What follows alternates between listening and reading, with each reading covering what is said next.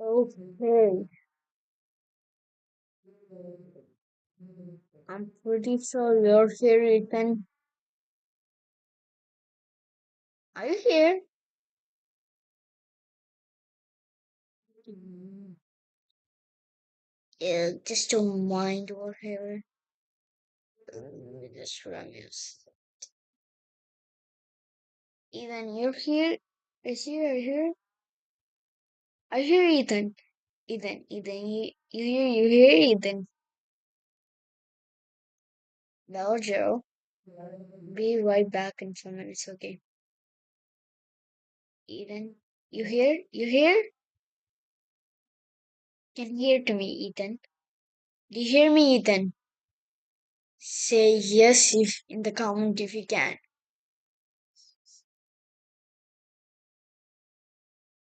You see me?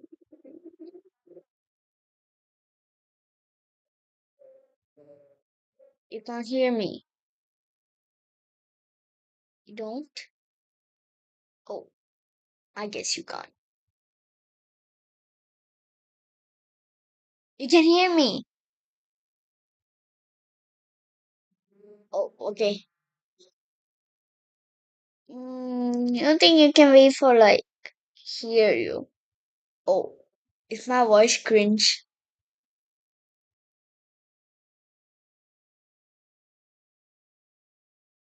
let's see your reply. Okay, I'm going to YouTube and reacting to some videos. And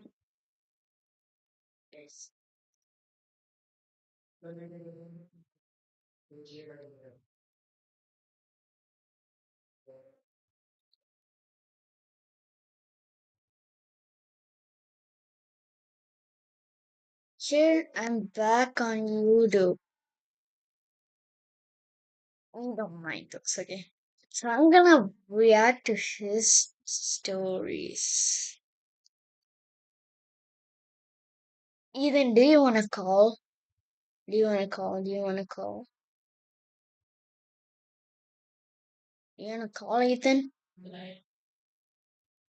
Do you wanna call Ethan?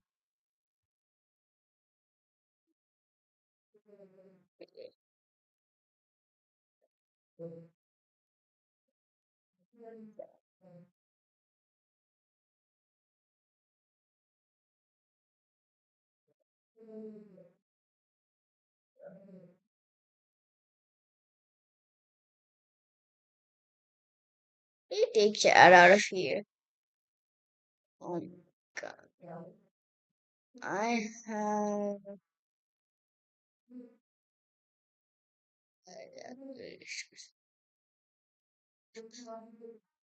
make it pop out, guys.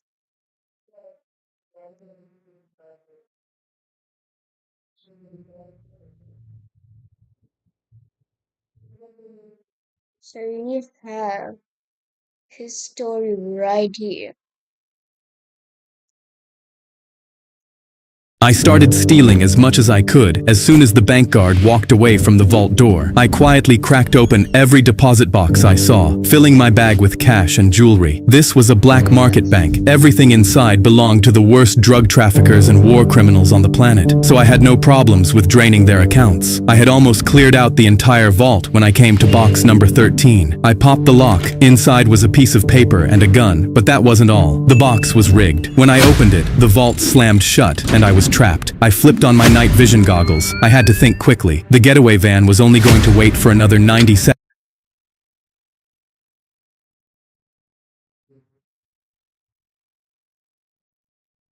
Would you want to see my video? Either if you can see my video, say yes. Because I'm not sure whether you can see that. Say yes right now if you can hear it.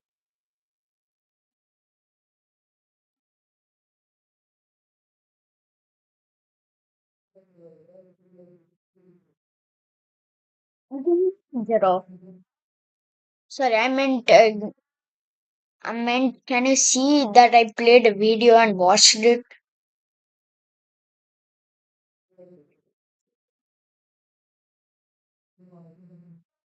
Hmm.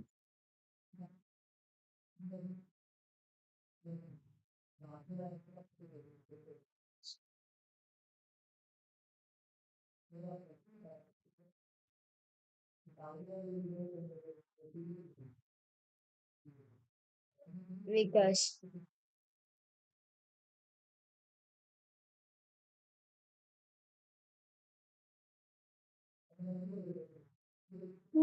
news crime viewer.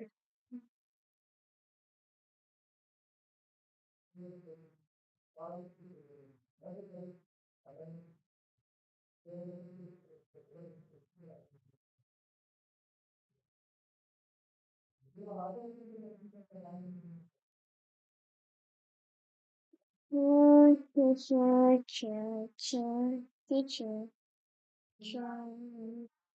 Ching, ching, ching, ching, ching, ching, ching, ching, ching, ching.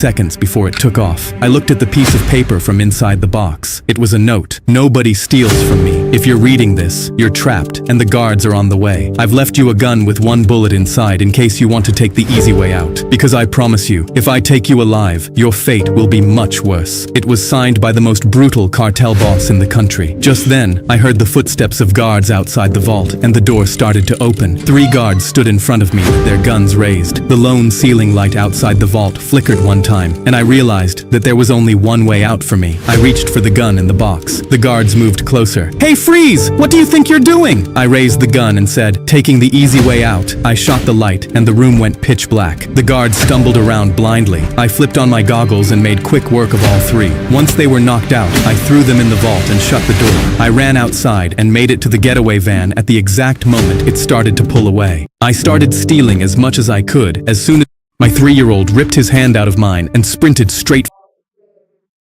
How will you do that? Sky really has 1,000 comments. Just made like few minutes ago. Let's see. Let's see. You probably have 0 subscribers. See, that's 0. Right? Go back. Why do I keep opening this thing? Ooh, ooh, ooh.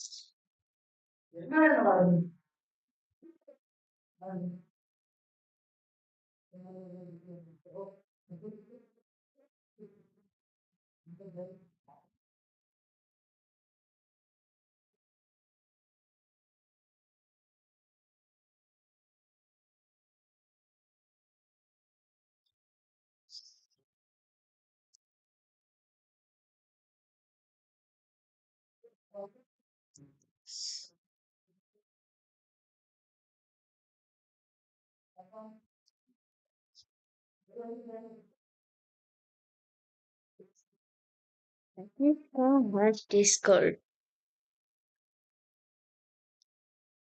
I still wish there were 100 people in my channel. 1.2 million. What the hell? I thought this guy actually gets billions of views. Wait. Hopefully this doesn't roast me back. So I'm gonna say, yep, it's gonna roast me back. God.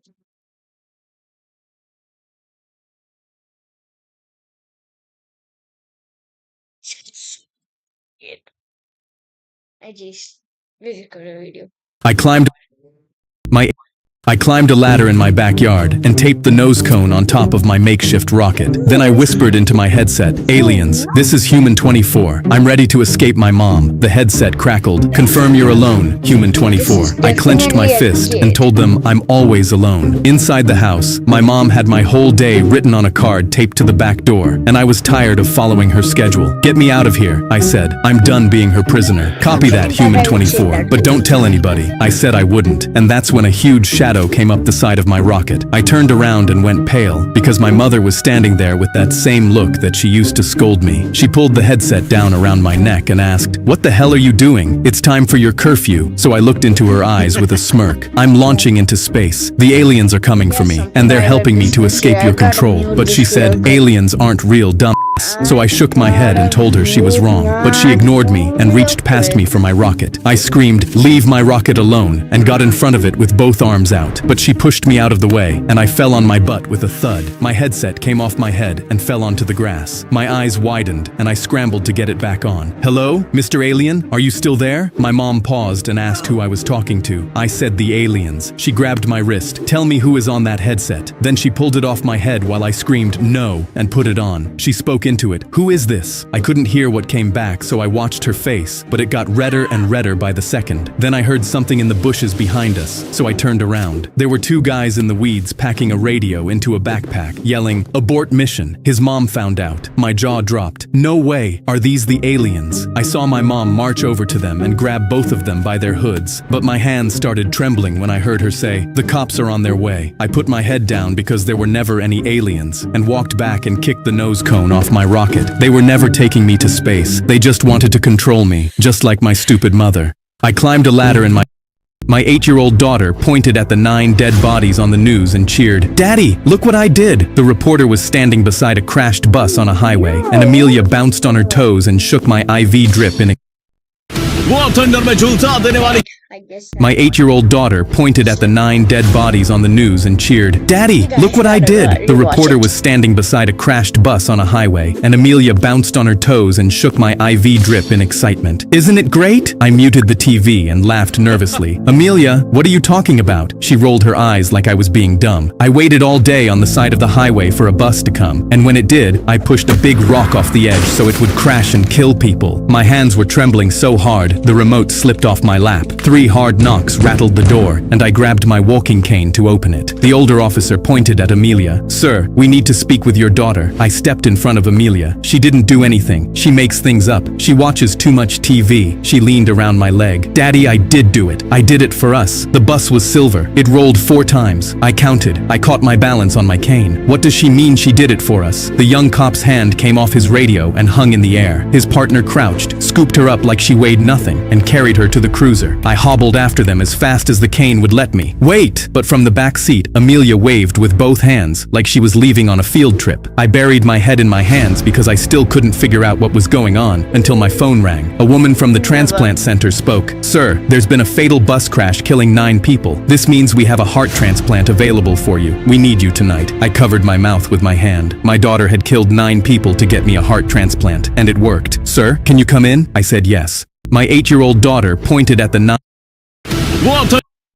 I pressed the guard's master key into a bar of soap the second his back was turned, holding my breath while the shape of the key sank in. My cellmate Reggie stood in the doorway, blocking the guard's view with his body. I'd been sent to prison for a murder I didn't commit, and my lawyer had stopped picking up my calls. I had to take matters into my own hands, or I'd be facing the electric chair next week. Every night, I melted plastic spoons over a lighter. Reggie snuck in from the kitchen, pouring the melted plastic into the soap key bit by bit until it finally held its shape. A guard walked past my cell twice while I was in the middle of pouring, and both times I shoved everything under my mattress, my heart pounding so hard I was sure he could hear it. On the fifth night, the key snapped clean in half the second I tried to test it in my own cell door, and I had to start the whole thing over with only 2 days left before my execution. Reggie grabbed my shoulder the night I finally made one that worked. "You sure about this?" I nodded, holding the finished key up with shaking hands. "It's the only shot I've got left." That night during shift change, I slid the plastic key into my cell door and it opened on the first try.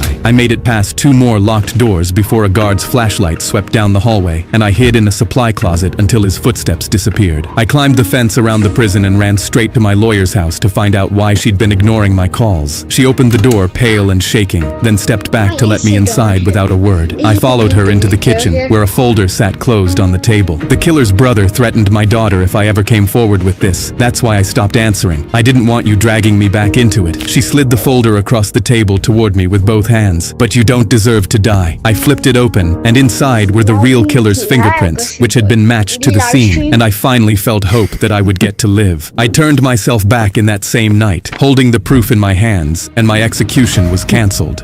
I pressed the guard's master key into I pressed the guard.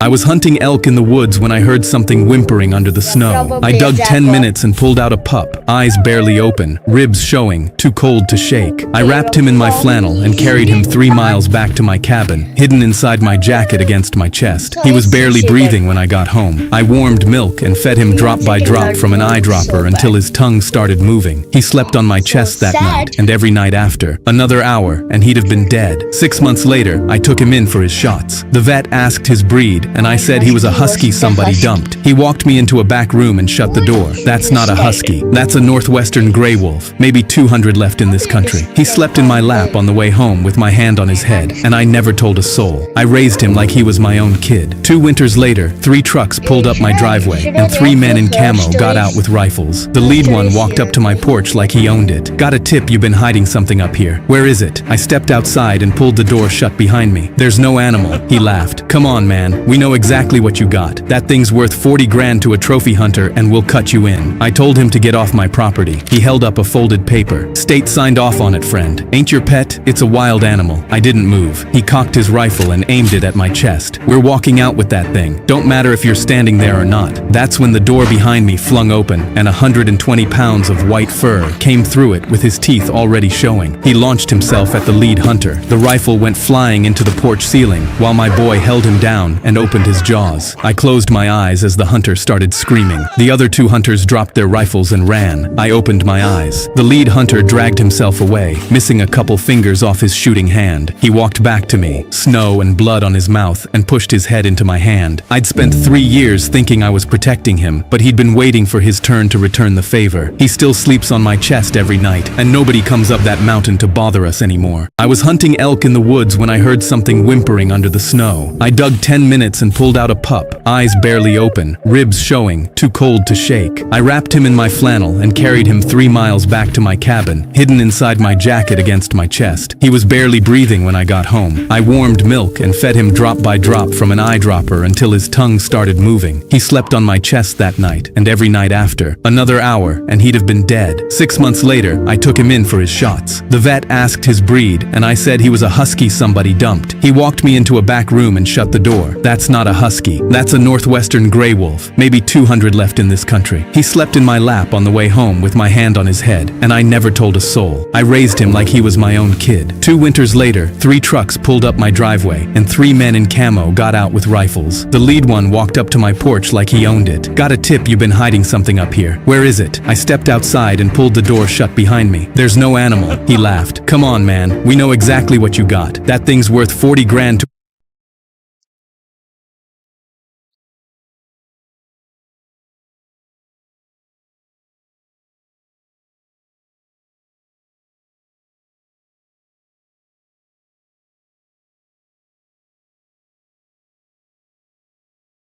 I leaned in to kiss my boyfriend, but he pulled his head back and shook it. I can't do this. I've realized you're only with me for my money. I laughed, thinking he was joking, but his face didn't move an inch, so I pointed at his McDonald's uniform I'd ironed for him on the couch. I don't mean to be rude, but I have more money than you. You work minimum wage? Why would I ever be with you for money? He suddenly went red, then mumbled, sorry, I'm just being dumb. But that evening, while getting ice cream, I patted my pockets and realized I'd left my card at home. Babe, I forgot my wallet. Can you cover it? But he instantly stepped back and pointed at me. I knew it. I knew you're only with me for my money. He broke up with me right there over a $2 cone and walked off shaking his head like I was the crazy one. I went home, shocked this was how my relationship ended. But then my doorbell rang 12 months later and he was standing on my porch. My business just blew up and I finally have real money. But now girls from my past who never noticed me keep asking me out. It's made me realize you were the only one who never cared about how I was poor. Can you please take me back? I don't know why, but I said yes to one date. At the restaurant, he told me to order whatever I wanted. So when the waiter came out, I pointed at the ribeye. His left eye instantly twitched, but he said nothing and our date went fine. At the end, I reached for my purse and offered to pay, but he instantly waved his hand and gave over his card. No, I've got it. I smiled, thinking he'd changed, but the second we got back in his car, he went quiet. He turned to me and with a serious face said, I just feel like you're using me for money. You got the ribeye knowing it wasn't the cheapest thing on the menu, and I know you only offered to pay because you knew I'd say no. I was too stunned to speak, but he opened the door. Get out, you gold digger. My face went hot as I stared at him. You're such an idiot. I got out and slammed the door, calling an Uber with my own money. When my doorbell rang again 9 months later, I left him standing outside in the rain with his flowers. I leaned in to kiss my boyfriend, but he pulled his head back and shook it. I can't do this. I've realized you're only with me for my money. I laughed, thinking he was joking, but his face didn't move an inch, so I pointed at his McDonald's uniform I'd ironed for him on the couch.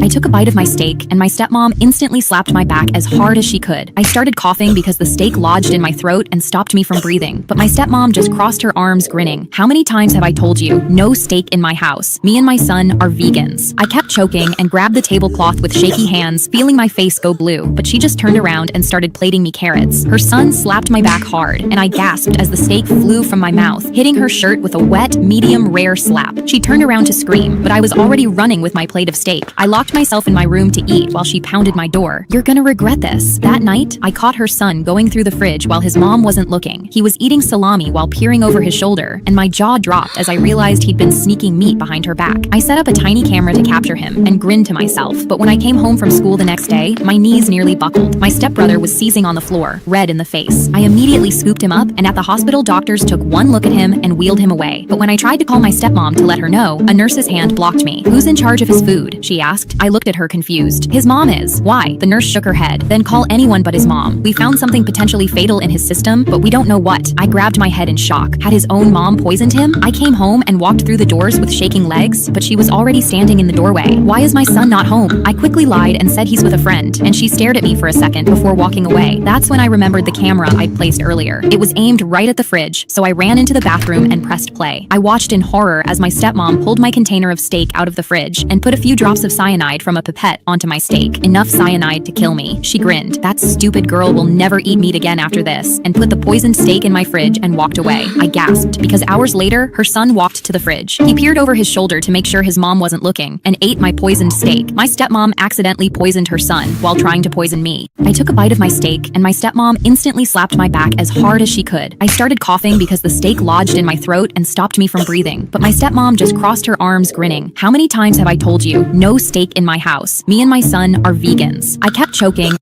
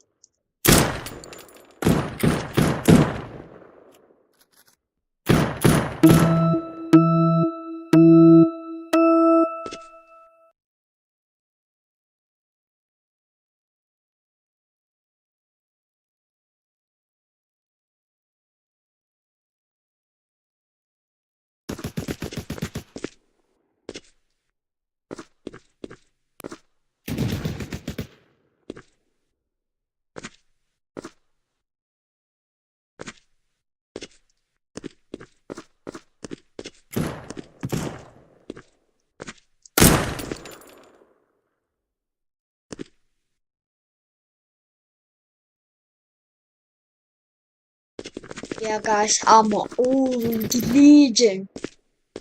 Yeah, you really saw me. I'm a level 5. Whoa, that real. Maybe I wanna do this. Yelling me. Why is this name KSI? Is not worth of that title. That title words to me. 2 years and I got that title.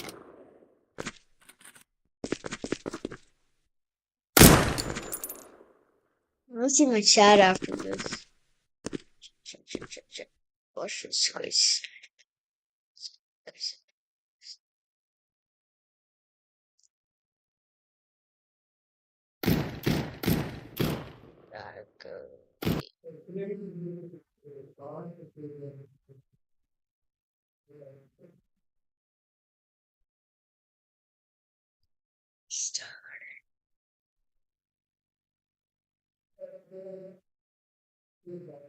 Oh, bad.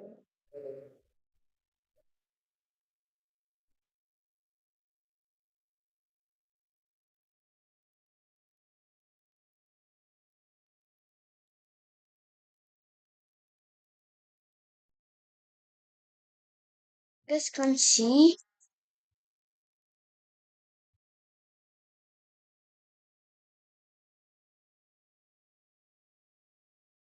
Can you see, guys? Can you see? Can you see? Can you see, guys? Um, you can see. If you can see, please say yes. If you can't, say no. Yeah, that's one action. Oh, action. Yes, you can see. My bad.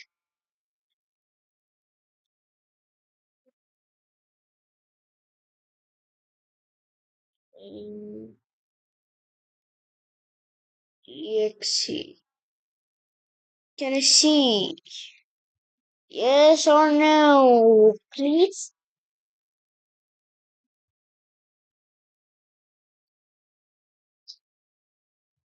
Yes? Yes. Wait, you can see. Can you see?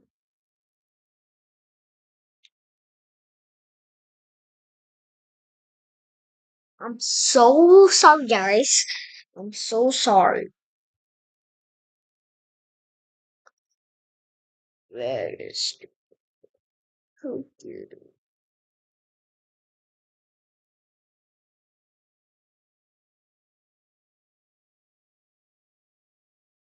Mm.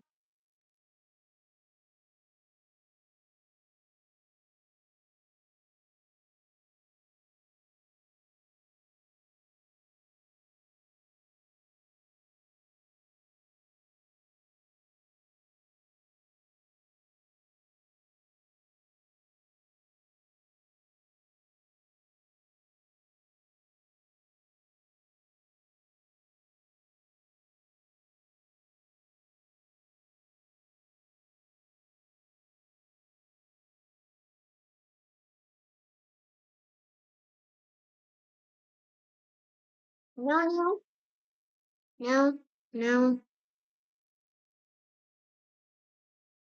Oh, darn. Oh, darn.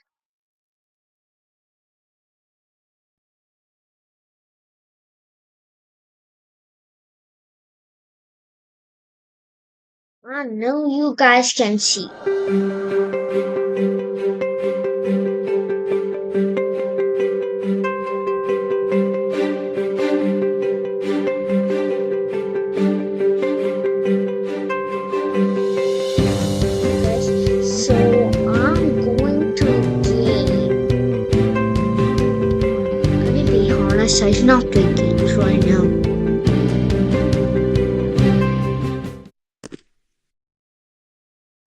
Here we look. Level 74, brother. Anyone who joins me right now. Yeah, probably no one is gonna join. I'm so sad no one actually saw my videos except for my friends. I'm the Boozy Master.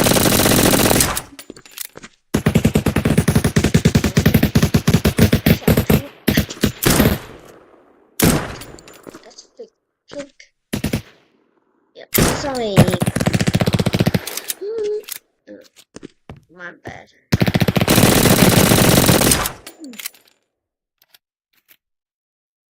Escape. Huh? 74. It's deadly. It's deadly Shajara, so I can't, man.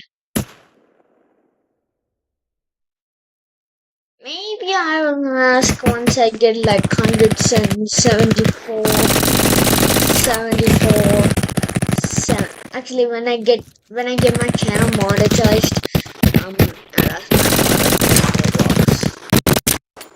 Either, my goodness is, I actually can't see the chat right now, so that's why often I go here, press F, and watch my chat. Who is loving? So Eden Lavinki is basically my friend who I met.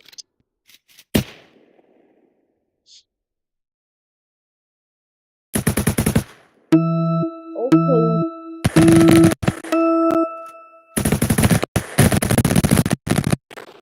We make it.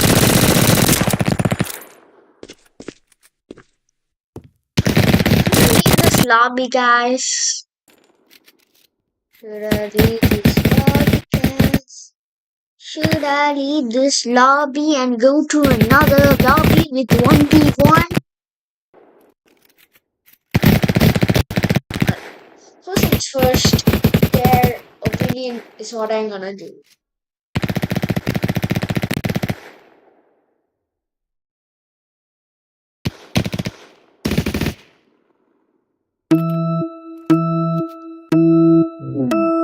Los videos are always featuring the engine. I'm in a game. Gotta get my teammate. Zoom in, zoom in. Absolutely, and it's never done.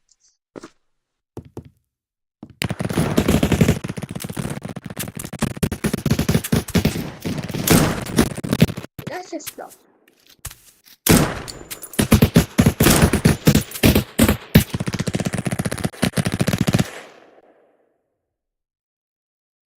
Um, guys, I totally did not lose. What should I? AK-47? I'm an AK-47. Oh, blurry. After this, I'm gonna join another game. I swear to God, that team is actually insane. No. Are you serious? No.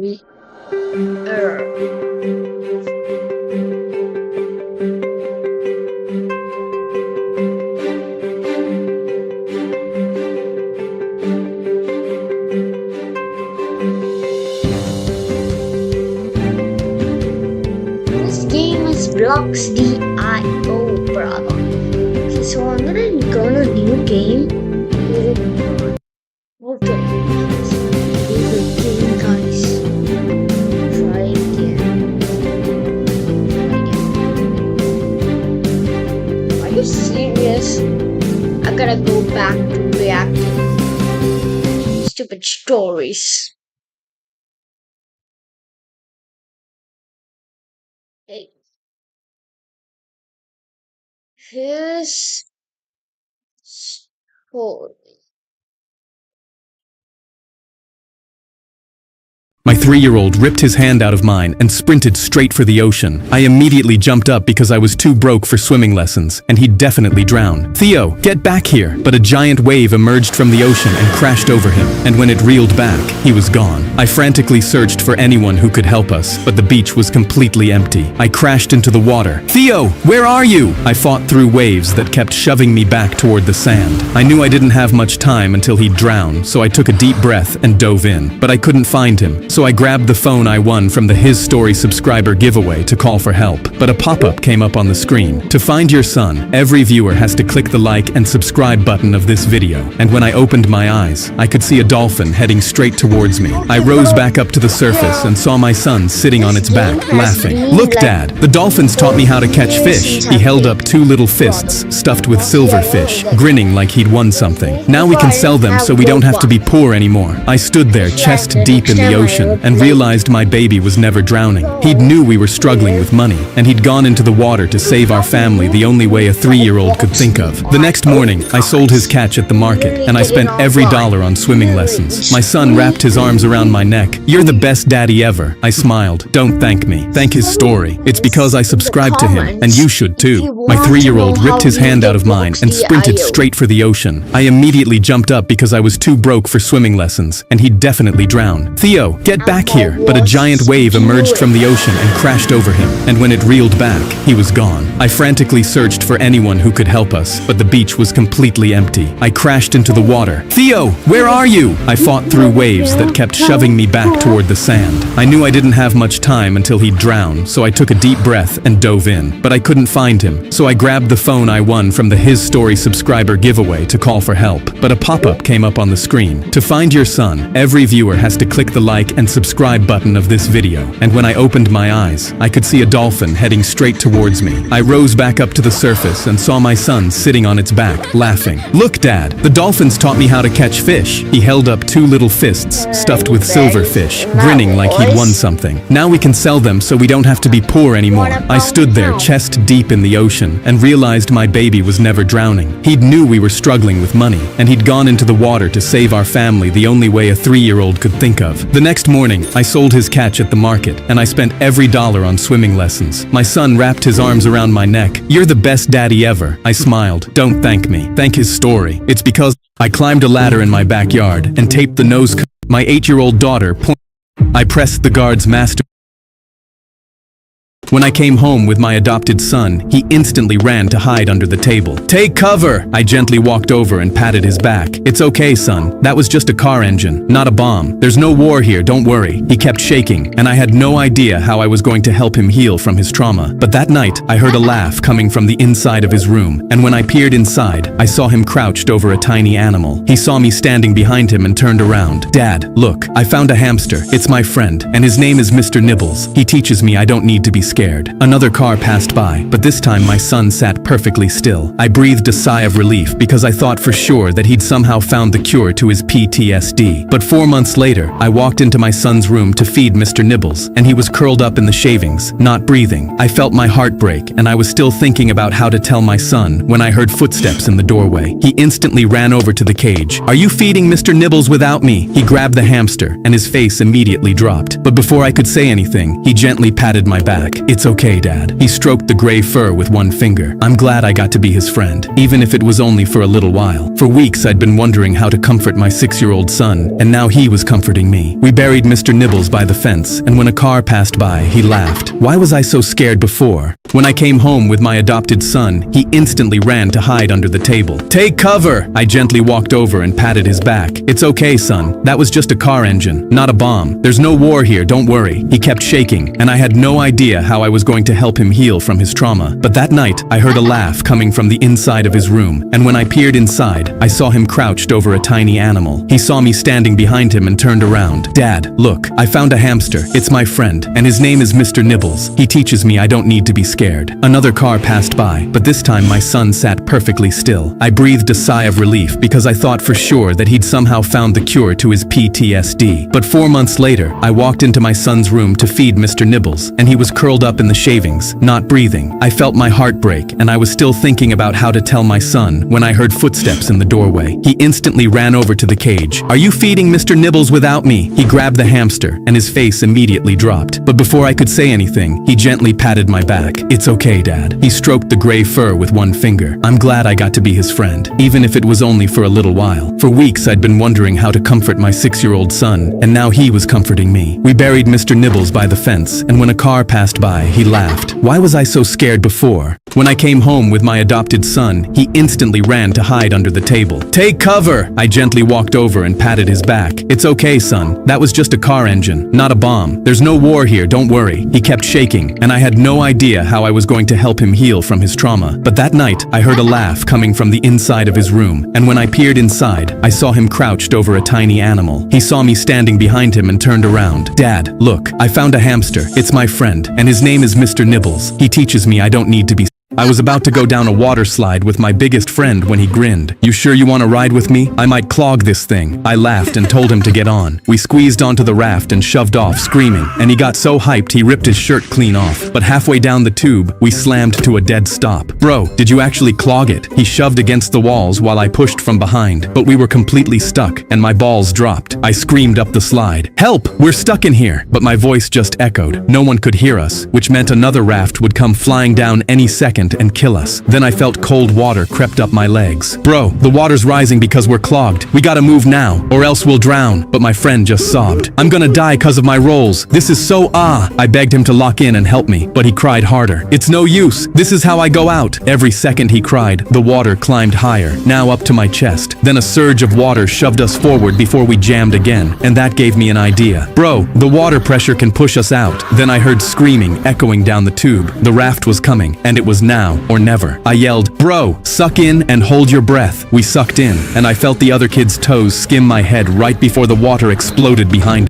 I was sitting on my friend Peyton's couch when I finally said it out loud. "I have the biggest crush on Nevia." Peyton put his Xbox controller down. "Have you told her?" I shook my head. "I just wish she felt the same way." Peyton laughed. "Careful what you wish for." The next day, Nevia started texting me every 5 minutes. I told myself it was nothing, but then I looked up from my lunch and saw her standing outside the cafeteria window watching me eat. I waved slowly, and she did not move. I packed up my tray and hurried out the side door, and she was standing there waiting for me. My heart started pounding in my chest. "Were you just outside the window?" She tilted her head. "Yeah, I just wanted to see you." The next day, she cornered me by the lockers with her eyes red and her voice shaking. "I see the way you look at other girls." I stepped back. "Nevea, I do not know what is happening right now." She grabbed my arm. "Why do you not love me? I would do anything for you. Anything." People in the hallway were stopping to stare. "You need to calm down. Do not tell me to calm down." She was crying and shaking, and I started shaking too. Then she went completely still. Her face scrunched up like she was fighting something. Then she burst out laughing so hard she had to grab the locker to stay upright. "I'm so sorry. Peyton told me what you said, and all I could think about was that horror movie we watched last month." I could finally breathe again. "The one with the girl who is obsessed with that guy and stalks him?" She nodded, still wiping tears from her eyes. "I just wanted to see what you would do." She reached out and grabbed my hand. For what it is worth, I do feel the same way.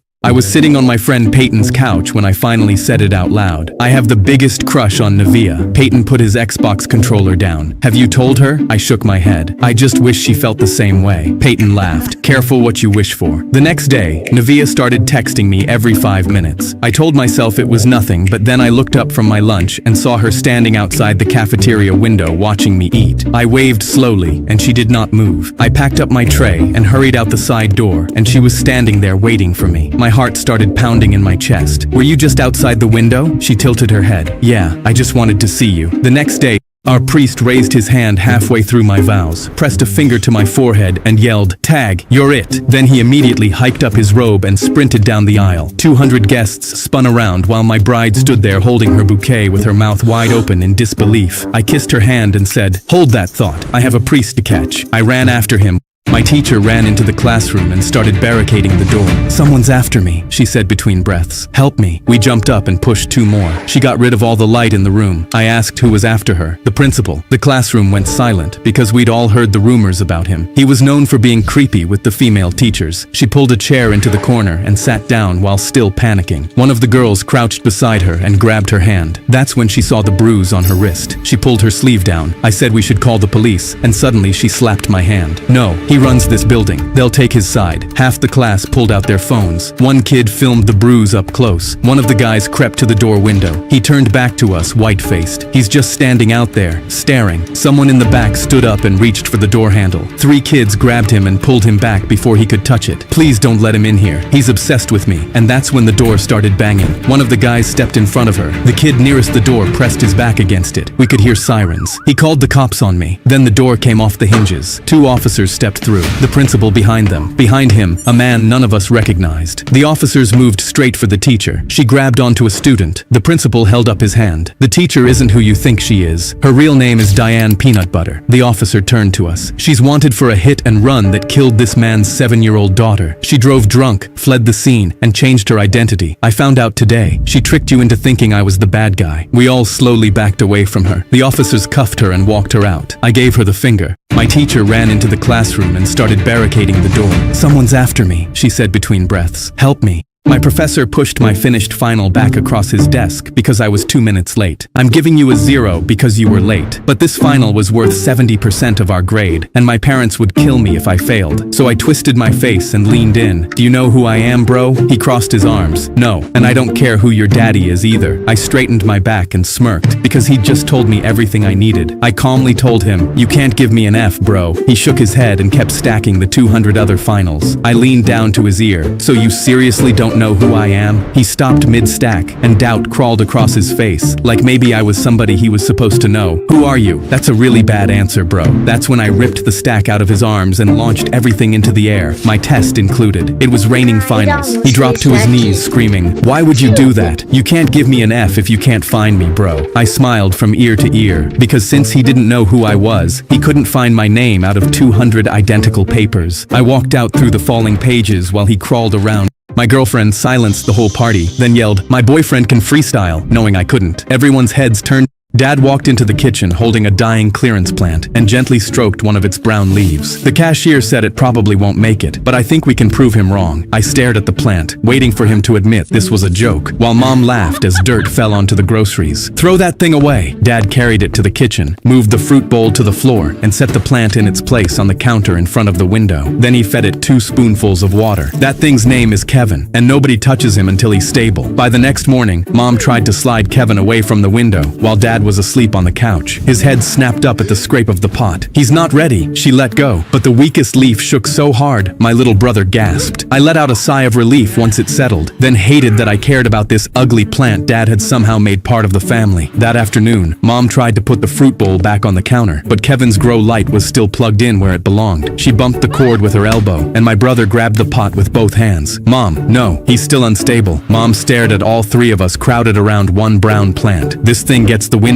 the light, and now bodyguards?" The timer beeped. Dad lifted the spray bottle, and my brother leaned in to count every mist. Mom looked at her dinner plate glowing under Kevin's lamp. "Either the plant goes, or I do." Dad unplugged the grow light, picked up Kevin's pot, and tucked the spray bottle under his arm. "Fine, we'll move to the garage." Mom froze. "We?" Dad grabbed a pillow off the couch, but my little brother blocked the door. "He's still weak." I stepped beside him. "The garage gets cold." Mom scoffed and pointed at the window. "Fine, put him back. But tomorrow, the fruit bowl comes off the floor." Dad set Kevin under the light, and my brother leaned over the pot. Wait, curled against the dirt was one tiny green leaf that hadn't been there before. Dad covered his mouth. My brother whispered, "Kevin had a baby." The weak leaf didn't tremble. It stood on its own. Kevin was finally stable. Dad walked into the kitchen holding a dying clearance plant and gently stroked one of its brown leaves. The cashier said it probably... My cell door opened, and a man I swear I recognized walked inside. "This is Terrence, your new cellie." The guard locked the door. I looked at Terrence again, and my eyes went wide with rage. He was the man who killed my mother 3 years ago. I still remember coming home and seeing her on the kitchen floor as he leapt out our back window. My whole body trembled as I tapped his shoulder. "Remember me?" Terrence squinted, then clutched his belly, laughing. "Of course I do. I still remember how your mom screamed. Did it hurt coming home and seeing her lifeless on the floor?" I saw red, and my fists curled in rage. But just as I was about to swing, Terrence backed up. "You lay one finger on me and I'm snitching. Your sentence will be extended for violence." He hopped on his bunk carelessly, and my stomach turned because I knew he was right. I couldn't touch him, or he'd tell, and any hope I had of freedom would be gone. I climbed into bed and clutched Mom's old necklace, but Terrence bent down. "She wore that when I killed her, right?" His laugh made me see red, but there was nothing I could do. Until one night, Terrence woke me up. "Here's a secret. Your mom wasn't the only one," he whispered. "I have a parole hearing coming up. If I get out, there'll be many more after her." My chest went cold, and I realized I had to stop him. I told the guards what I heard, but they shook their heads saying that's not enough proof to refuse his parole hearing. So while on yard, I picked up the phone and made one call to my friends outside. The next time we got mail, I made sure Terrence was looking when I opened mine. He was still smiling, asking if my mom had sent me a letter for Mother's Day, but his face dropped once he saw what I was holding, a picture of his brother tied up. I smiled at him. "Now, should my friends treat your brother like you treated my mom?" Terrence's face turned ghost white and he started trembling. "Don't touch my brother. We'll see," I interrupted him. "I'm making a phone call to my buddies tomorrow. Your brother's life depends on what I say." I laid back on my bed and watched as Terrence dropped to his knees, begging me, but I didn't say a word to the rest of the day. At night, I heard him crying from fear above me, and that's when I climbed up. "When guards ask you tomorrow what happened to you, you're gonna say you tripped and fell. Then you'll ask to be transferred. Got it?" I pulled out my socks stuffed with frozen butter and started laying into Terrence before he could respond. I didn't stop until the sounds of his bones breaking stopped too. When guards opened our cell in the morning and saw him lying on the ground, purple and swollen and unable to move, Terrence spoke first. "I tripped and fell," he wheezed out. "I had a new cellie that afternoon, and Terrence was too injured to attend his parole hearing. This was for you, Mom."